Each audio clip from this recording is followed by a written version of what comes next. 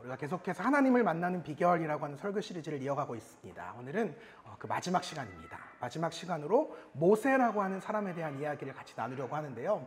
그는 과연 어떻게 자신의 믿음을 끝까지 지켜낼 수 있었는가? 어떻게 일평생 주님과 동행하면서 주님을 예배하는 인생을 살아갈 수가 있겠는가? 그건 무엇보다 어떻게 자신의 삶의 자리에서 하나님을 만날 수 있었는가에 대한 이야기를 함께 나눠보려고 합니다.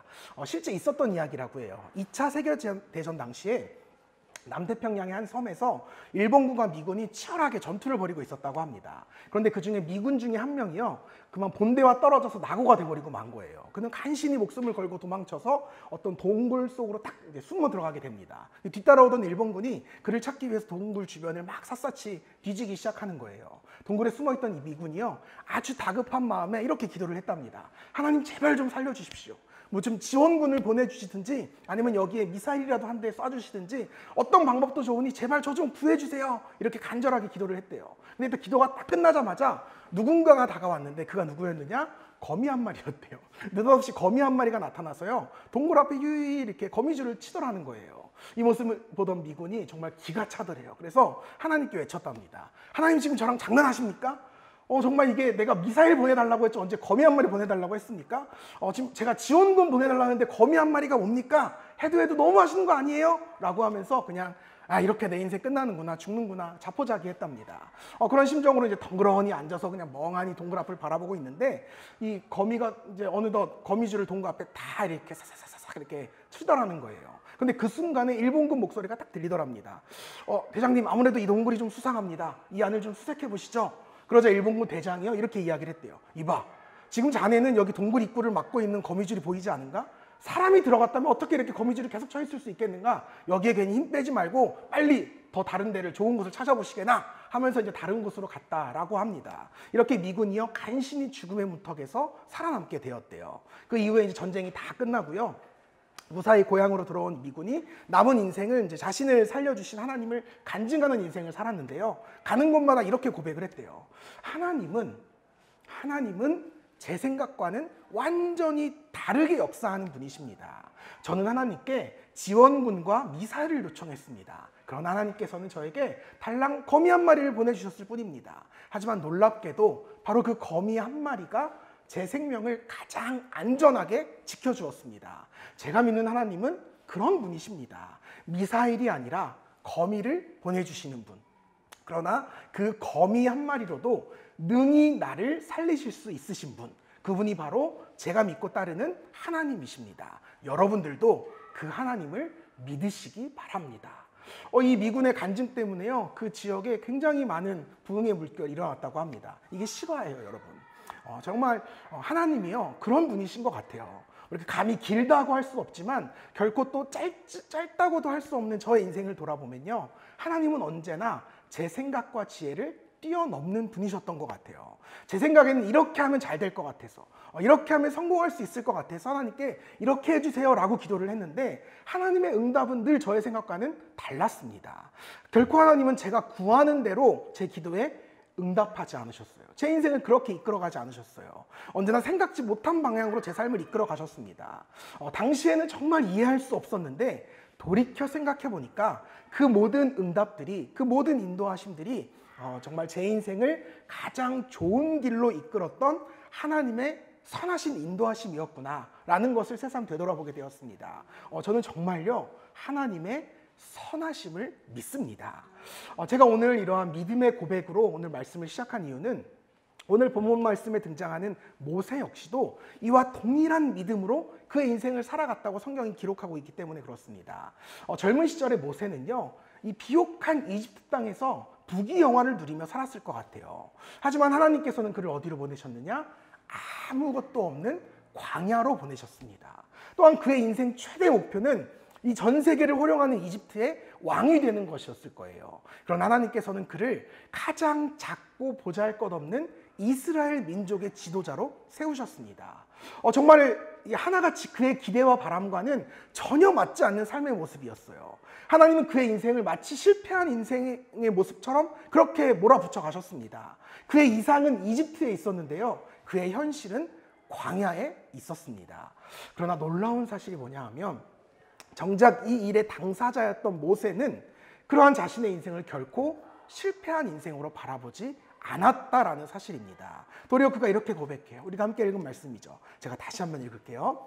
믿음으로 모세는 장성하여 바로의 공주의 아들이라 칭함받기를 거절하고 도리어 하나님의 백성과 함께 고난받기를 잠시 죄악의 낙을 누리는 것보다 더 좋아하고 그리스도를 위하여 받는 수모를 애굽의 모든 보화보다 더 큰 재물로 여겼으니 이는 상 주심을 바라봄이라. 아멘. 모세가요, 이집트의 왕자라고 하는 엄청난 지위를 거절하고요, 도리어 하나님의 백성인 이스라엘 민족으로 살아가기를 선택했다고 합니다. 이집트에서 온갖 부귀영화를 누리며 살아가는 삶보다는 도리어 내가 하나님을 위해서 기꺼이 고난받는 인생을 택하겠다, 이 인생을 선택했다는 거예요. 여러분 오해하지 마세요. 물론 그의 인생이 하나님의 이끄심 속에 있었던 것은 분명한 사실이지만 그렇다고 해서 그의 그러한 선택들이 절대 하나님의 강제나 강요에 의한 것이 아니었음을 성경은 분명하게 증거하고 있어요. 그의 선택은 전적으로 그의 자발적인 의지였습니다. 여러분 도대체 미치지 않고서야 모세가 왜 이런 선택을 했을까요? 왜 그의 선택은 이집트의 왕자가 아니라 히브리의 노예였을까요? 왜 그의 선택은 부귀영화가 아니라 광야의 고난이었을까요? 그 답이 오늘 읽은 말씀 속에 나와 있어요. 말씀에서 제가 이제 하이라이트한 부분이 있었는데 그 말씀만 좀 연결해서 읽어볼까요?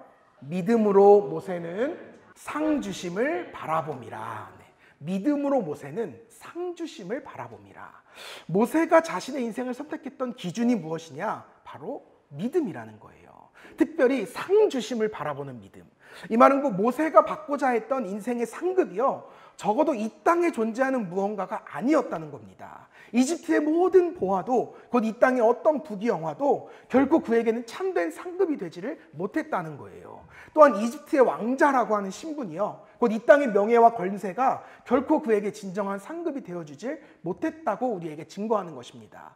여러분 그렇다면 도대체 그가 꿈꾸었던 진정한 상급이란 무엇이었을까요? 그것은 바로 온 세상의 진정한 주인이신 하나님께서 주시는 영원한 상급이었습니다.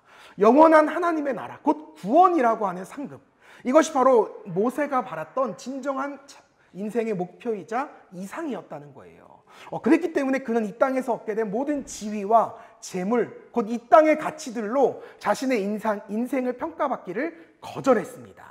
오직 영원하신 하나님께서 내 삶을 인정해 주시고 칭찬해 주시는 것, 그리고 결국에는 영원한 하나님의 나라에서 생명의 면류관을 받게 되는 것, 이것이 바로 모세가 소망했던 진정한 상급이고 그의 인생을 이끌어갔던 모세의 믿음이었다는 겁니다.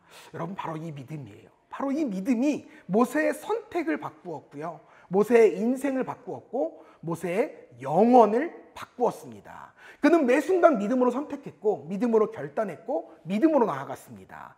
그러한 그의 믿음을 한마디로 정리하자면 이렇게 정의할 수 있을 것 같아요. 나보다 나를 더 잘 아시는 하나님, 그분께서 이끌어 가시는 나의 인생이 가장 좋은 인생이다. 아멘. 우리가 이러한 인생을, 우리의 인생을 이러한 믿음의 눈으로 바라보기 시작하면 그때부터 우리의 인생이 완전히 다르게 해석되기 시작합니다. 설령 내 뜻과 하나님의 뜻이 다르다 할지라도 그것이 아무런 문제가 되지 않는다는 거예요. 설령 내가 기도한 대로 응답받지 못한다 할지라도 그것이 우리에게 그것도 문제도 되지 않는다는 겁니다. 왜? 언제나 선하신 하나님께서, 가장 좋으신 하나님께서 가장 좋은 때, 가장 좋은 방법으로 나의 인생을 이끌어 가신다는 사실을 믿기 때문에 그렇습니다. 여러분 하나님께서는 믿음으로 살아간 모세를 통해서 무려 430년간 이집트에서 종살이하던 그 이스라엘 민족을 구원해 주셨습니다. 그리고 약 40년이라고 하는 세월에 거쳐서 드디어 약속의 땅 가나안까지 이끄셨어요. 그런데 막상 가나안에 딱 도착하고 나니까요, 이집트에서 이 가나안까지 오는 가장 가까운 길이 있었음에도 불구하고 그 길로 오지 않고 이 멀고 험한 광야를 삥삥삥삥삥 돌아서 여기까지 도착했구나 라는 사실을 이스라엘 백성들이 깨닫게 됩니다. 10하루길, 그러니까 단 11일이면 도착했을 이곳을 무려 40년에 걸쳐서 도착했다는 거예요. 여러분 이스라엘 입장에서 이것이 얼마나 억울한 인생이었을까요? 더욱이 그들을 이끌었던 모세 입장에서 이게 얼마나 허망한 일이었겠습니까? 하루라도 빨리 이 적과 꿀이 흐르는 이 땅에 들어와서 오순도순 행복하게 살았어도 모자랄 판에 무려 40년이라는 시간을 그 광야에서 다 허비해버린 거예요. 여러분, 특별히 모세 입장에서 보면요, 인생의 마지막 황혼기의 열정을 이 광야라고 하는 공간에서 다 쏟아버리고 만 거예요. 근데 여러분, 모세가요, 그럼에도 불구하고 이것이 하나님의 시간표였다라고 고백하고 있다는 사실이에요. 하나님께서 자신들의 기도에 응답하지 않으신 것이 아니라 도리어 가장 선하신 방법으로 우리에게 응답하신 것이구나 라는 것을 믿음으로 고백하고 있다는 겁니다. 성경을 보면 이렇게 증거해요. 모세의 고백입니다. 출애굽기 13장 17절 말씀이에요. 바로가 백성을 보낸 후에 블레셋 사람의 땅의 길은 가까울지라도 하나님이 그들을 그 길로 인도하지 아니하셨으니 이는 하나님이 말씀하시기를 이 백성이 전쟁을 하게 되면 마음을 돌이켜 애굽으로 돌아갈까 하셨습니다. 아멘. 지금 모세가 뭐라고 고백해요? 만약 우리 바람대로 하나님께서 우리를 가장 빠른 그 바닷길로 인도하셨더라면 아마 우리는 영원히 가나안 땅에 도착하지 못했을 거라는 겁니다. 이 해안길이 블레셋이라고 하는 민족의 땅이거든요. 블레셋은 골리앗이라고 하는 사람이 살았던 그 민족입니다. 군사력이 그 당시에 가장 탑급의 엄청난 클래스의 이 군사력을 가지고 있었어요. 아마도 그때 이 사람들과 마주쳤더라면 우리는 두려움에 떨면서 그 즉시 이집트로 다시 돌아갔을 것이라는 겁니다. 그러니까 이제 와서 돌이켜보니까 오늘 이스라엘 민족이 이렇게 가나안까지 무사히 도착할 수 있었던 것은 그때 우리의 방향을, 인생의 방향을 돌리신 하나님의 선하신 인도하심 때문이었구나 라는 믿음을 고백하게 되는 거예요. 여러분, 이것이 바로 주님께서 이스라엘의 삶을 인도해 가셨던 하나님의 방법입니다. 사랑하는 여러분, 저는 여러분께도 한번 묻고 싶습니다. 오늘 여러분의 인생은 어떻습니까? 여러분의 인생이 정말 여러분이 뜻하는 대로 그렇게 잘 굴러가고 계십니까? 하나님께서 여러분의 소원대로, 여러분이 기도하는 그대로 그렇게 잘 응답해 주고 계십니까? 이제 여러분들 표정을 보니까 거의 뭐 그런 분 없는 것 같아요. 만약 여러분의 인생이요, 마치 모세의 인생처럼 내 뜻대로 흘러가지 않고 내 맘대로 풀리지 않고 내가 기도하고 소원한 대로 그렇게 응답받지 못한다고 여겨지신다면 이 시간 저와 여러분 모두는 오늘 성경이 우리에게 전해주는 이 모세의 믿음을 다시 한번 분명하게 되짚을 필요가 있습니다. 성경이 전하는 모세의 믿음이 무엇이었느냐? 꽤나 단순한 믿음이었어요. 하나님의 생각은 나와 다르다는 것, 하나님의 계획은 나의 계획과는 다르다는 것, 하나님의 방법은 나의 방법과는 다르다는 것, 하나님의 시간표는 나의 시간표와는 다르다는 것. 그러나 그럼에도 분명한 사실 한 가지, 하나님의 생각이, 하나님의 계획이, 하나님의 방법이, 하나님의 시간표가 언제나 가장 옳다라고 하는 사실입니다. 바로 이 사실을 믿고 인정하는 것, 이것이 바로 성경이 증거하는 신앙입니다. 또한 이것을 믿고 순종하는 삶이 바로 신앙생활입니다. 우리가 하나님을 믿고 하나님을 믿는다는 삶을 살아간다고 하는 것은 바로 이러한 하나님의 선하심을 신뢰하는 삶을 산다는 것을 의미하는 겁니다. 여러분들의 이해를 좀 돕고 싶어서 이런 믿음의 삶을 살아갔던 그 믿음의 사람들에 대한 예화를 제가 뭐 책이나 굉장히 많은 자료를 통해서 막 찾아보는데요. 문득 어떤 생각이 들었냐면, 어쩌면 오늘을 살아가고 있는 저의 인생이, 내 인생이 오늘 말씀에 가장 적합한 또 생생한 예화일 수 있겠다, 이런 생각이 들더라고요. 저는 여러분들이 다 아시는 것처럼 하나님의 이끄심에 따라서 작년 4월에 교회를 개척했습니다. 이것은 저의 분명한 믿음의 고백이에요. 신앙 고백입니다. 근데 사실 저는요, 평생 이런 개척은 추워도 생각해 본 적이 없었어요. 물론 개척을 하고 싶다라는 꿈은 늘 갖고 있었습니다. 내가 언젠가 꼭 개척을 해야지, 나는 개척을 해야지 라는 생각은 꼭 있었는데 그래도 이런 식의 센 개척은 아니었어요. 적어도 어느 정도의 준비나 이렇게 세팅을 좀 하고요, 나름 그래도 번듯하게 시작해야겠다라는 계획이 늘 저에게 있었습니다. 근데 하나님께서는 제 생각과는 전혀 다르게 제 목회 인생을 인도하고 계셨어요. 제가 이제 맨 땅에 헤딩을 해도요, 이건 뭐 그냥 맨 땅 수준이 아니라 거의 뭐 콘크리트 바닥에 헤딩을 하게 그렇게 만드셨습니다. 초기 자본 0원, 초기 지원금 0원, 창립 멤버 청년 6명. 그렇게 이제 저희 가정까지 8명, 아이들까지 10명이서 시작을 한 거예요. 맨 첫 주 시작을 한 거예요.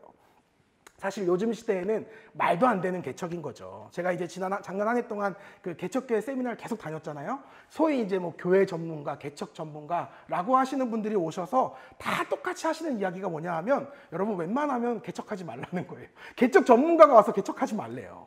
할 거면 적어도 한 20명 이상, 30명 이상의 개척 mem버가 있지 않으면 또 적어도 2년간은 버틸 수 있는 예비 재정이 있지 않으면 개척하지 말라고 하더라고요. 그러니까 5년 전만 해도요. 100교회가 그 해에 개척이 되면 그중에 90교회가 망했대요.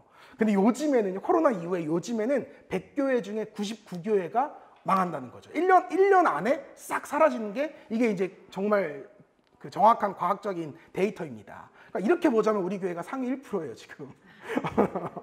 이 말씀을 제가 준비하다 보니까 아 그렇구나 우리 교회 상위 1%네 이런 믿음이 생기더라고요. 이런 생각이 들더라고요. 그러니까 지금 돌아보면요.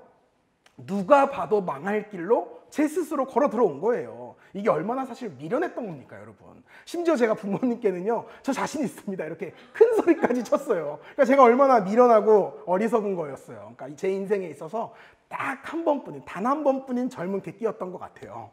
다시 하라면 절대 못할 것 같습니다. 더군다나 하나님께서는 저를요. 회사로까지 이끄셨어요. 저는 정말 단 한 번도 제가 목사 신분으로 일반 직장 생활을 하게 될 줄은 꿈에서도 생각해 본 적이 없어요. 그러니까 시작할 때도요. 한 6개월 정도면 족하다 이런 생각으로 시작을 했는데 어느덧 벌써 1년이 다 되어가고 있어요. 도무지 제 생각과 제 기대와는 완전히 다른 인생. 정말이지 제가 단 한 번도 상상조차 해본 적이 없는 그런 내 인생.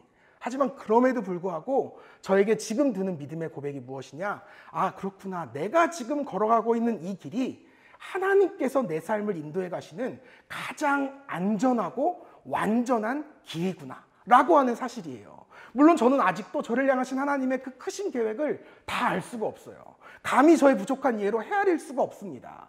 하지만 적어도 제가 분명하게 믿는 사실 한 가지, 그것은 바로 제가 지금 걸어가고 있는 이 길이 제 인생에 있어서 베스트라고 하는 사실이에요.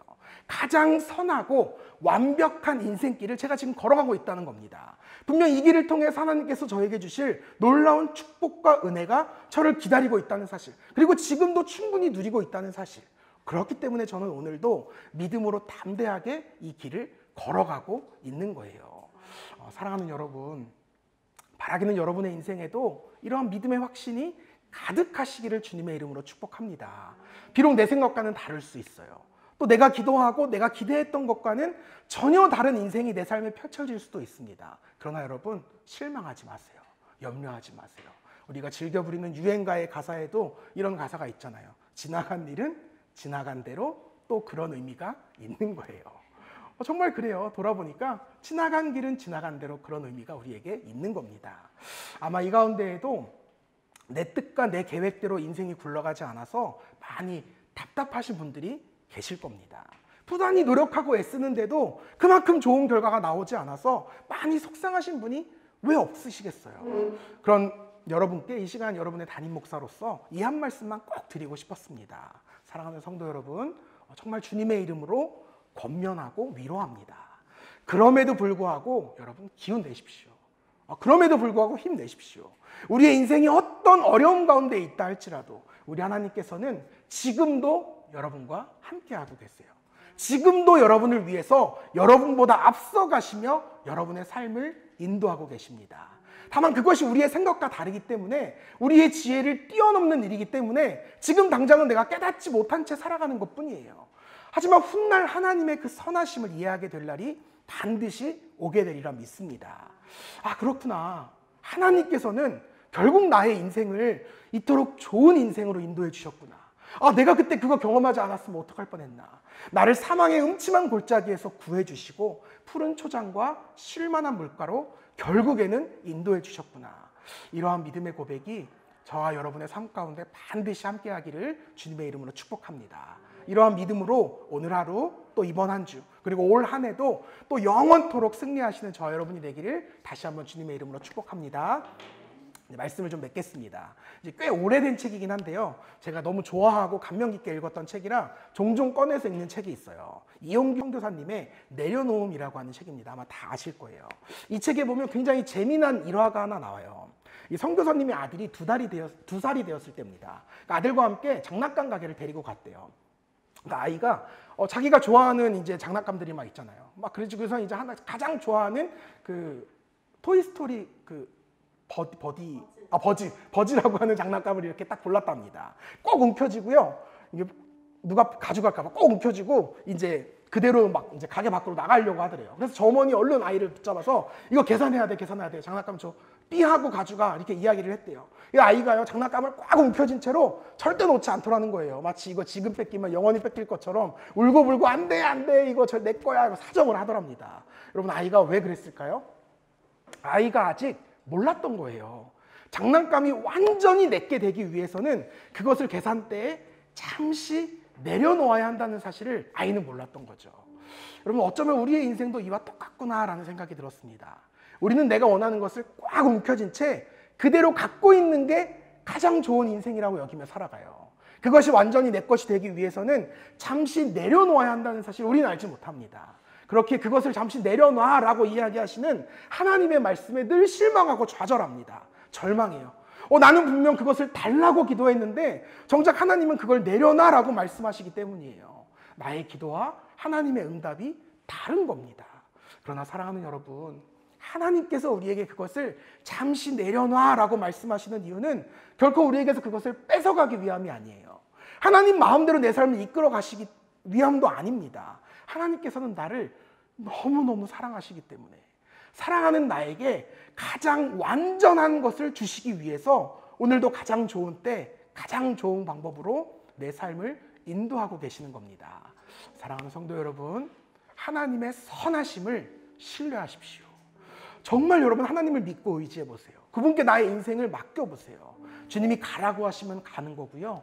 주님이 멈춰라 라고 하면 멈춰보는 겁니다. 그렇게 인생을 살아가다 보면 가장 완벽하게 빚어진 나의 모습을 발견하게 될 줄로 믿습니다. 제가 정말 이렇게 요즘도 일주일에 한 번 정도로 계속 올 겨울도 집회를 다녔잖아요. 제 스스로 깜짝 놀라요. 나에게 이런 면이 있었나? 내가 이렇게까지 마음이 따뜻했던 사람이 아닌데 왜 이 아이들을 보고 눈물이 나지? 왜 이 청년들을 보고 기도하고 싶은 마음이 들지? 아, 그렇구나. 내가 지난 1년 동안 고생해서 그렇구나. 이거 내가 고생 안 했으면 몰랐을 이들의 삶인데, 내가 회사 생활을 안 했으면 나도 몰랐을 삶인데, 아유, 참 고생하며 사는구나라는 걸 제가 이제 깨닫는 걸 보면서, 하나님이 내 삶을 가장 완벽하게 이끌어가고 계시는구나. 점점점 완벽하게 빚어가시는구나. 완벽하게 조율된 나의 인생을 마주하게, 여러분도 그런 인생을 마주하게 될 줄로 믿습니다. 여러분 모두가 성경 속 이 모세처럼 하나님을 신뢰함으로, 그분의 선하심을 신뢰함으로 일평생 주님과 동행하는 삶을 살아가기를 주님의 이름으로 축복합니다.